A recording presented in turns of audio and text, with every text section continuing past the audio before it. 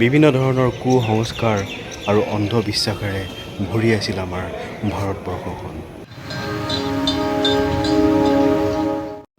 আৰু বলিৰ পথা সজোৱা হৈছিল নাৰী সমাজক। আজি মোৰ আলোচনাৰ বিষয় হ'ল স্তনকৰ আৰু ইয়াৰ ইতিহাস। এগৰাকী মহিলাই এই অমৰ্যাদাপূৰ্ণ ব্যৱহাৰৰ বিৰুদ্ধে যুদ্ধ আৰম্ভ কৰিছিল।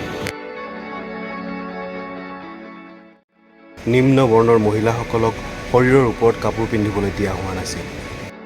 19 শতিকাত ত্ৰেভাংকোৰৰ ৰজাই স্তনকৰ প্ৰৱৰ্তন কৰে আৰু ইয়াক সমাজৰ নিম্ন বৰ্ণৰ মহিলাসকলে পৰিশোধ কৰিব লাগে। মূলাক্কাৰম নামেৰে জনাজাত স্তনকৰ ত্ৰাভাংকোৰ ৰাজ্যত জনপ্ৰিয় হৈ পৰিছিল। পুৰণি জাতি ব্যৱস্থাটোক ৰখাৰ বাবে ই এক ভাৰতীয় প্ৰথা আছিল। প্ৰতিগৰাকী মহিলাৰ স্তন আকাৰৰ ওপৰত ভিত্তি কৰি দিবলগীয়া কৰ পৰিমাণ নিৰ্ধাৰণ কৰা হৈছিল। মোৰ এই ভিডিঅ'টিৰ বিষয়বস্তু হ'ল স্তনকৰ।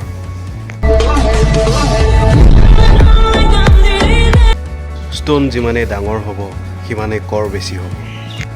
নিম্ন বৰ্ণৰ মহিলাসকলৰ যৌৱন কাল আৰম্ভ হ'লেই কৰো আৰম্ভ হয়। নিম্ন বৰ্ণৰ মহিলাসকলক কঁকালৰ ওপৰৰ অংশ ঢাকিবলৈ অনুমতি দিয়া হোৱা নাছিল আৰু তেনে কৰিবলৈ অস্বীকাৰ কৰাৰ অৰ্থ আছিল তেওঁলোকক কৰা অৱজ্ঞাৰ বাবে সেইসকল নাৰীৰ বিৰুদ্ধে ধন দিবলৈ অভিযোগ উত্থাপন কৰা। বিশেষকৈ এজাভা আৰু নাদাৰৰ লোকসকলক দমন কৰিবলৈ এই প্ৰথাৰ প্ৰচলন কৰা হৈছিল। উচ্চ বৰ্ণৰ পুৰুষসকলেই এই কৰ সংগ্ৰহ কৰিছিল।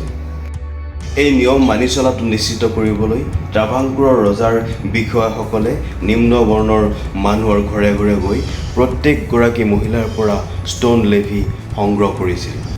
স্তন কৰ আদায় কৰাৰ দুটা প্ৰাথমিক কাৰণ আছিল নিম্ন বৰ্ণৰ লোকসকলক অপমান কৰা, তেওঁলোকক দৰিদ্ৰতাত ৰাখি ঋণৰ বোজা দিয়া।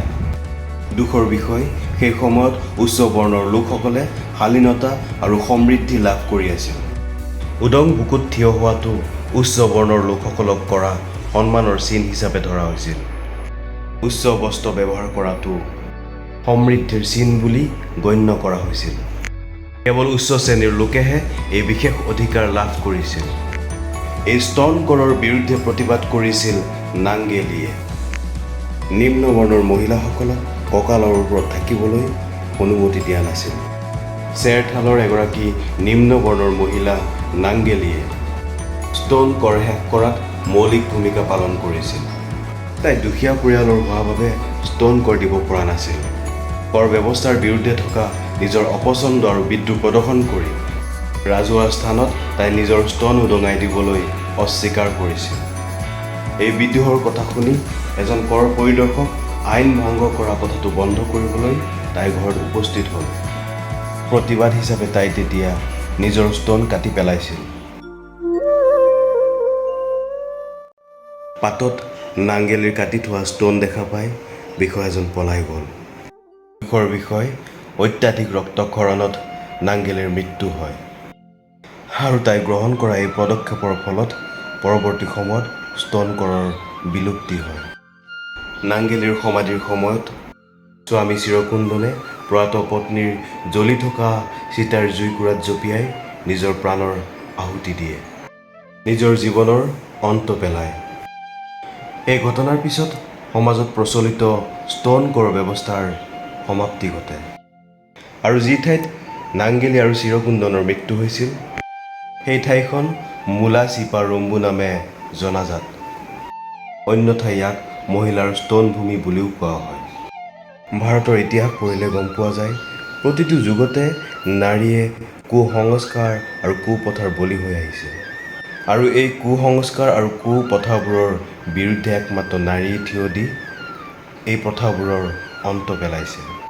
ভাৰতবৰ্ষৰ ইতিহাসৰ এক অন্ধকাৰময় সময় আছিল স্তনকৰ ব্যৱস্থাটো আৰু নিজৰ জীৱনক আহুতি দি ইয়াৰ প্ৰতিবাদ কৰিছিল নাংগেলীয়ে।